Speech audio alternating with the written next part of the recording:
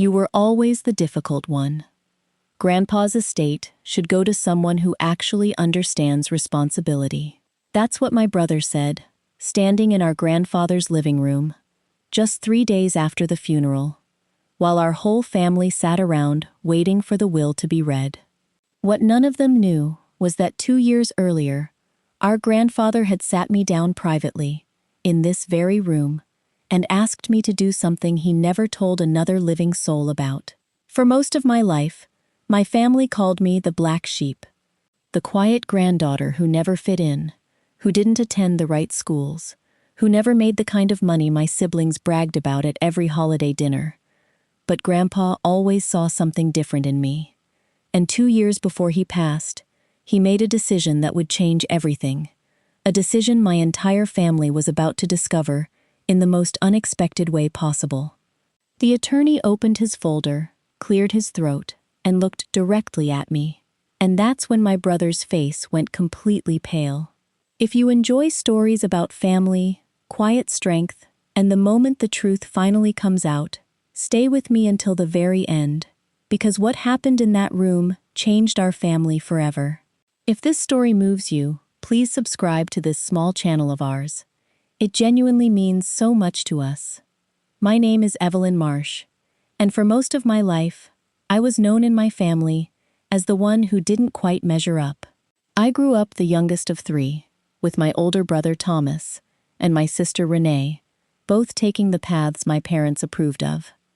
Thomas went into corporate law. Renee married into a wealthy real estate family and spent her days hosting charity luncheons and posting about her renovated kitchen.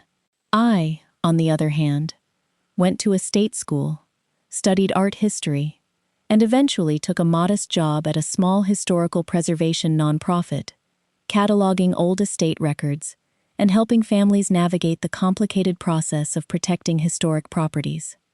My parents never quite understood what I did for a living. At family gatherings, Thomas would talk about his latest case, Renee would talk about her latest renovation, and when the conversation turned to me, someone would usually just say, "Oh, Evelyn's still doing that history thing," before quickly changing the subject. The one person who never treated me that way was my grandfather, Walter Marsh. Grandpa Walter had built a modest but comfortable fortune over his lifetime, starting with a small hardware store after the war and slowly expanding into several rental properties across town. By the time I was born, he was already retired, spending his days puttering in his garden and telling stories about the old days to anyone patient enough to listen. I was that patient one. Every Sunday afternoon throughout my childhood, and well into my adult years, I drove out to his house, sat with him on his porch, and simply listened. I learned about his late wife, my grandmother, who passed before I was old enough to remember her clearly. I learned about the properties he'd bought, the mistakes he'd made, the tenants he'd helped when they fell on hard times. Thomas and Renee visited on holidays. I visited every single week. I want to pause here for just a moment, because before I continue, I'd be so grateful if you'd take a second to subscribe to this small channel of ours. It genuinely helps more than you'd think, and I promise, there's a meaningful story waiting for you at the end of this one. Now, let's continue. About 2 years before he passed, Grandpa called me on a Tuesday evening and asked me to come by that weekend, alone, without mentioning it to anyone else in the family. I remember feeling a small flicker of worry, wondering if his health had taken a turn. When I arrived, he was sitting at his kitchen table with a thick folder in front of him and an expression on his face I'd never quite seen before. Serious, deliberate. "Evelyn," he said, sliding the folder toward me, "I need to ask you something important, and I need you to think carefully before you answer." What he told me that afternoon would remain a secret between the two of us for the next 2 years, a secret that would only come to light in the days following his funeral, in a room full of family members who had absolutely no idea what was coming. Grandpa explained that afternoon that he'd spent the last several years growing increasingly concerned about what would happen to his estate after he was gone. He owned 6 rental properties by that point, along with a modest investment portfolio he'd built carefully over decades. He loved Thomas and Renee, he told me, but he'd watched them both make financial decisions over the years that troubled him deeply. Thomas had gone through 2 expensive divorces and carried significant debt behind his polished exterior. Renee's husband had involved their family in several risky business ventures that had already cost them more than they'd ever admitted publicly. "I don't trust either of them to manage what I've built," he said quietly. "Not because I don't love them, but because I've watched them my whole life, and I know exactly how they handle money when nobody's checking their work." Then he asked me the question that changed everything. He asked if I would be willing to serve as the sole trustee of his estate after he passed, responsible for managing the properties, overseeing the investment portfolio, and ensuring that any distributions to Thomas and Renee were handled responsibly, protected from the kind of impulsive decisions he feared they'd make if given full control all at once. I was stunned. I told him I didn't have a background in finance or estate law, that surely Thomas, with his legal training, made more sense for a role like this. Grandpa just shook his head. Thomas would drain these properties dry within 5 years, trying to fund his lifestyle. "You're the only one who's ever asked me questions about these properties because you actually cared about the answers, not because you were calculating what you'd inherit." Over the following months, Grandpa quietly worked with his attorney to restructure his entire estate plan. He established a formal family trust, naming me as sole trustee, with full legal authority over how the properties and investments would be managed and distributed. Thomas and Renee would still inherit meaningful shares of the estate's value, but access to that value would flow through my oversight. Structured payments designed to prevent the kind of reckless spending Grandpa had watched them engage in for years. He asked me to keep this arrangement completely private until after he was gone, worried that revealing it early would create unnecessary tension in the family before he had the chance to live out his remaining years in peace. I honored that request completely, visiting him every Sunday just as I always had, never once mentioning the responsibility now quietly documented in his attorney's files. Grandpa passed away peacefully in his sleep 2 years later, at the age of 89. The funeral was small, respectful, exactly as he would have wanted. But just 3 days later, our entire family gathered in his living room for the reading of the will, and that's when everything I'd carried privately for 2 years was about to come into the light. Thomas arrived early, already talking confidently about how he assumed the properties would likely be divided, mentioning offhand that he'd already spoken with a realtor about potentially selling 2 of the rental units. Renee nodded along, adding that she and her husband had been eyeing an investment opportunity that Grandpa's inheritance could help fund.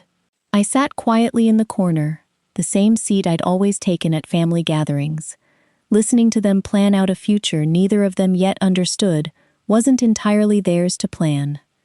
The attorney, a calm, silver-haired man named Mr. Callahan who had worked with Grandpa for over 15 years, opened his folder and began reading through the formal language of the will. Thomas and Renee sat forward eagerly as he outlined the properties and their approximate values, nodding along until he reached the section outlining how the estate would actually be managed and distributed. "The entirety of the Marsh Family Trust," Mr. Callahan read, "including all 6 rental properties and the associated investment portfolio, shall be placed under the sole trusteeship of Evelyn Marsh, effective immediately upon the reading of this will." The room went completely silent.